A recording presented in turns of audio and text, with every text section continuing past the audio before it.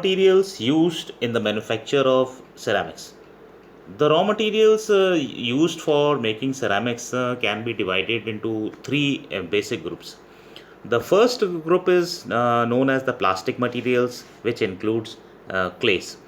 The second material group is of the non-plastic materials, also known as leading admixtures, which consists of silica, which contains quartz and sand, uh, and crushed camot. The third group is that of fluxes or mineralizers. The addition of fluxes promotes formation of liquid phase uh, in such as feldspar, that is of KNA2Al2O3 6SiO2. The three main raw materials used in making ceramic products are therefore clay, feldspar, and sand. Now, clay is a product of decomposition of the mineral feldspar. It is more or less impure hydrated aluminium silicate.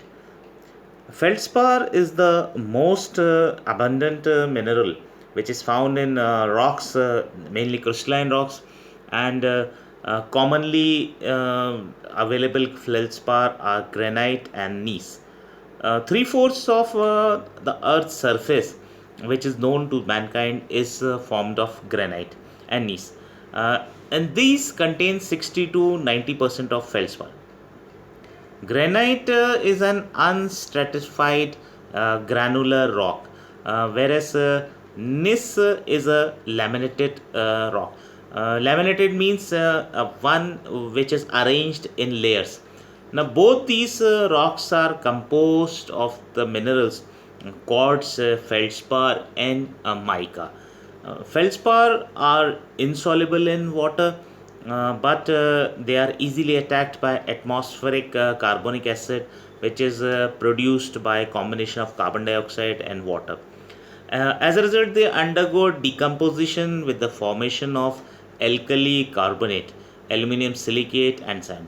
The aluminium silicate, thus formed in a hydrate state, is known as kaolinite, and it is the main constituent of kaolin or white china clay.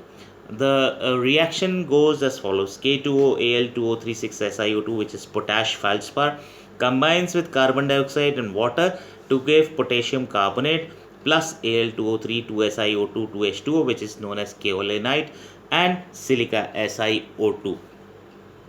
Now, there are a number of mineral species which are known as clay minerals, but the most important of the clay minerals are uh, kaolinite, that is with the formula Al2O3 2SiO2 2H2O, Montmorillonite, MgCaOal2O3 5SiO2 NH2O, and illite K2O Al2O3 SiO2 H2O. All of these are in varying amounts. Now, kaolinite is plastic in nature, uh, and montmorillonite is non-plastic in nature, and uh, clay is a mineral of great importance and is used mainly in the production of porcelain, stoneware, and earthenware. Now, this importance of clay is due to the fact that it forms with water a plastic mass which becomes hard and stone like when it is heated to a higher temperature. Now, from a ceramic point of view, clays are plastic and moldable and can be given any desired shape. It is only when they are sufficiently finely pulverized and wet, rigid when dry, and vitreous when fired at high temperature. The essential ingredient of all ceramic products is clay, and which is usually kaolinite. When it is heated at a temperature of about 600 degrees centigrade, it loses water of hydration, leaving an amorphous mixture of alumina and silica. The reaction goes as follows: Al2O3 to SiO2 to H2O on heating to a temperature of 600 degrees centigrade decomposes into Al2O3 plus 2 SiO2 plus 2H2. As heating is continued further above 600 degrees centigrade, amorphous alumina changes quite sharply into a crystalline form of alumina at about a temperature of 940 degrees centigrade with liberation of a considerable amount of heat. At a temperature of about 1000 degrees centigrade, the alumina and silica they combine together to form a compound known as molite with the chemical formula 2Al2O3 2SiO2. Molite is the only stable compound of alumina and silica at high temperatures. At a still further higher temperature, the remaining silica is converted into crystalline cristobalite, and the reaction goes as follows: 3 Al2O3 2SiO2 2H2O. It converts into 3 Al2O3 2SiO2 plus 4 SiO2 plus 6 H2O. So there exists a mixture of molite and cristobalite. The presence of fluxes decreases the temperature of formation of molite. Uh, Actual ceramic body contains more ingredients such as various silicates and aluminates of calcium, magnesium, even alkali metals in addition to the clay itself. As a result, there are other chemical species present in the manufacturing process besides molite and cristobalite in the final product.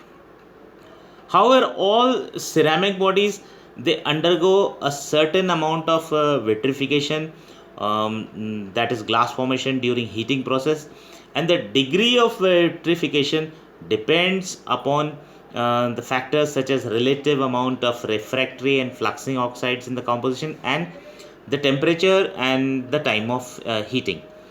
There are commonly three types of feldspars which are used. The first, the mainly used is the potash feldspar K2O Al2O3 6SiO2, soda feldspar Na2O Al2O3 6SiO2, and lime feldspar CaO Al2O3 6SiO2.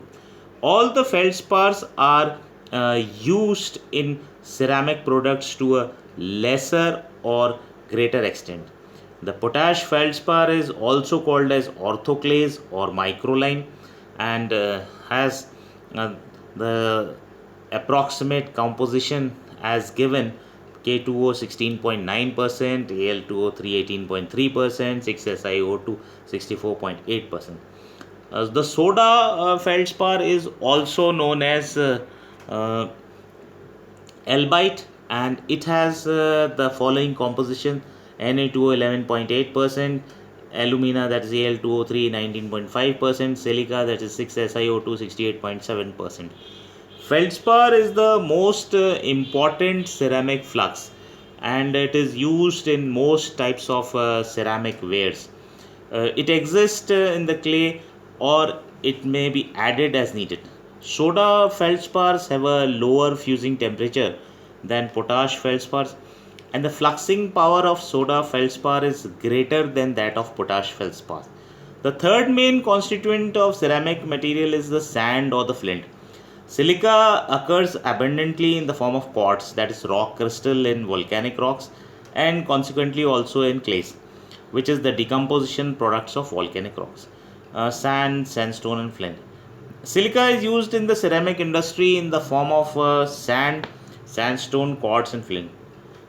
The term flint is employed for silica and refers to pebbles which consist of pure silica and are found on chalky ground. Fused silica, also known as quartz glass, is extensively used in the manufacture of those articles where very great resistance to sudden temperature changes is essential. For example, laboratory waste. This is probably due to the very low thermal expansion of fused silica. In addition to these three principal raw materials, that is clay, feldspar, and sand, a wide variety of other mineral salts and oxides are also used as fluxing agents, which lowers the temperature, and other special refractory materials. But these are known as minor ingredients.